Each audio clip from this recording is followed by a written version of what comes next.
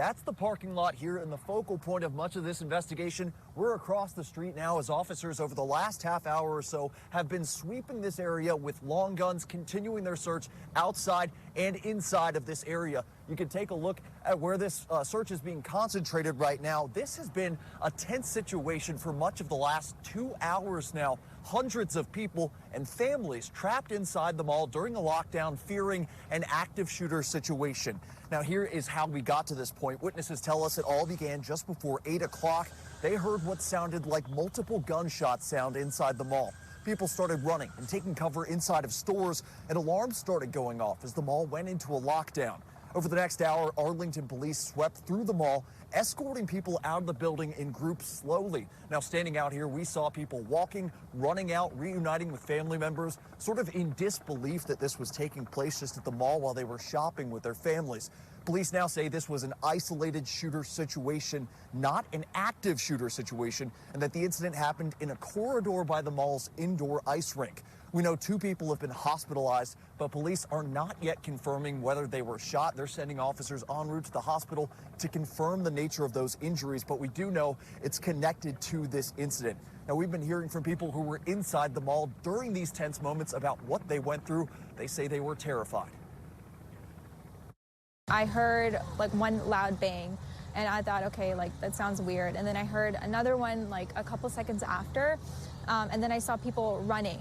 And so we had 2 customers in the store, and so we were like, let's just go in the back. And so we saw people running and coming into our store seeking safety. And so we just grabbed as many people as we could, and they were coming to the back room. We had about 20 people at our location, and then I was like shaking. I didn't know what to do. We like closed the shutters, we locked it. There were kids in there too crying, so we were just trying to make sure everyone was safe there. A small act of heroism there while these families were in such a period of uncertainty. They didn't know if they were being hunted through the halls of this mall, what turned out to be an isolated shooter incident, though. Now, this investigation's continuing, but we've continued to see more images from families who went through these harrowing moments. This is video from inside of a dressing room in one of the stores. This is a mom and her teenage daughter who were shopping and had to duck and cover. They couldn't even leave because they were concerned they still had merchandise on. They didn't know what to do in this tense moment.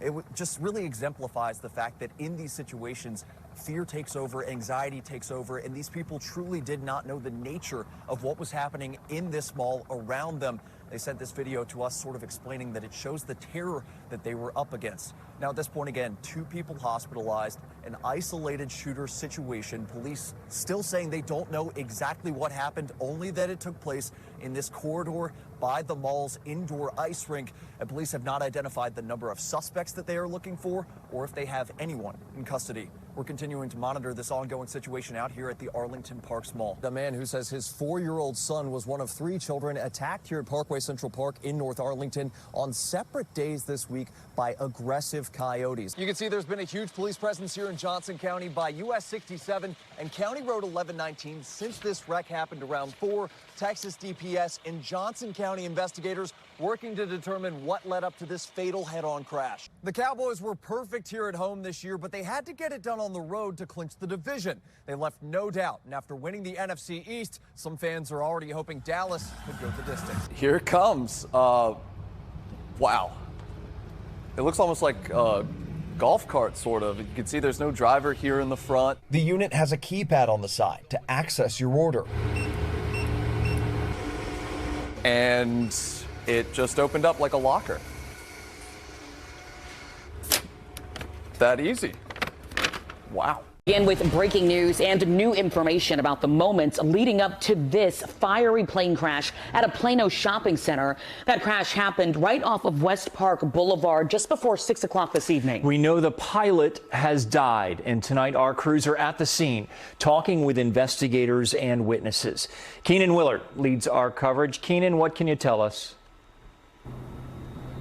Brian, at this time, nothing about what exactly caused this crash. That is all subject to investigation. Still here on the ground at this active scene in this shopping center, the FAA, NTSB, those investigators poring over the remains of this wreckage right in front of a nail salon here in this Plano parking lot where there were people parking, milling around, and somehow no one was hit by this plane crash. We have learned, though, NBC5 hearing from witnesses who reviewed materials connected to this flight, that the pilot, in the minutes and moments before the crash, appeared to become disoriented. You can still see the facade torn apart here of the Sandman Signature Hotel in downtown Fort Worth. Her family today tells me that it has been a multi-step process to recover. They're the physical injuries. She had broken bones. She suffers from chronic pains, but they are also undergoing the emotional fallout. New video shows the damage dealt by the explosion at the Sandman Signature Hotel in downtown Fort Worth. A level of the hotel collapsing into the basement from the force of the blast. The floors and walls left scarred from the impact. As firefighters sift through the rubble, an alarm still sounds, telling guests to evacuate for a fire. I'm happy it wasn't anything worse, that nobody was killed in the explosion. 21 people were injured in this explosion, suspected by fire officials to be connected to natural gas. One person was rescued from the wreckage hours after the blast. Carmen Hermosillo, an employee at the hotel. When I first heard about it, it was more like disbelief. I couldn't fathom it.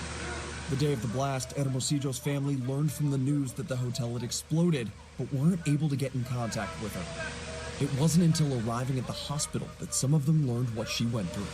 She later told us that she was underneath the rubble for like 2 hours. It's like she was confused and disoriented, and she might have been very scared that might have been her last day.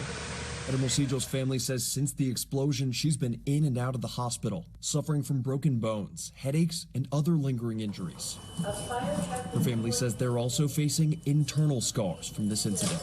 It's more like scared that anything after could still do something to her, like change her life. Oh, I told you the Fort Worth Fire Department believes that this investigation, this explosion, connected to natural gas, but no definitive cause has been established yet. Now, Hermosillo's family tells us that her recovery is also going to be difficult because she was not insured when this blast happened. They're asking anyone who can to help them contribute towards her recovery, and we have the link to do so alongside this story on NBCDFW.com. NBC5's Keenan Willard spoke with a father mourning his daughter and trying to help his family recover. By the time they come in, I think my daughter was already gone. Roger Zuniga says his life feels like a horror movie he can't escape. Most of his family in and out of the hospital with severe burns. Their home reduced to a burnt-out shell, and in place of his 7-year-old daughter, Delena, a memorial lining the fence outside. Normal night, like any other night. Zuniga says at bedtime on Wednesday, Delena asked to take the family's space heater into her room. And she said, I'm gonna bring the heater with me, Daddy. Okay, just fine, bring it, I bought it for you. Hours later, Zuniga says his 5-year-old son burst into his room and woke him up. He told me, hey, Daddy, Mommy, the Lena room is on fire. I go and open the door and I try to get her, you know. And when I open the door, I see the room completely red. The big fire. In shock, Zuniga rushed outside to try and turn on the hose to spray at the flames, but found the water frozen from the cold. And after that, I started screaming and yelling for the neighbor, please help me, my house is on fire, and my 7-year-old daughter is inside, and I need help. A neighbor called 911, and Zuniga's wife and 5 other children were able to escape from the home. But by the time firefighters arrived, Delena's room had already been consumed by the inferno. So there's nothing we can do to save her. And Zuniga and 2 of his sons had to be hospitalized with burns. His wife taken to the ICU of Parkland Hospital for breathing in smoke.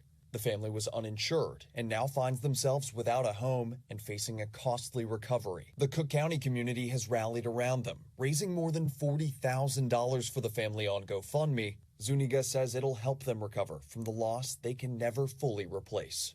We lost everything, pretty much, you know. Whatever they want to help us, whatever they can help us, you know, We really appreciate it. In Cook County, Keenan Willard, NBC5.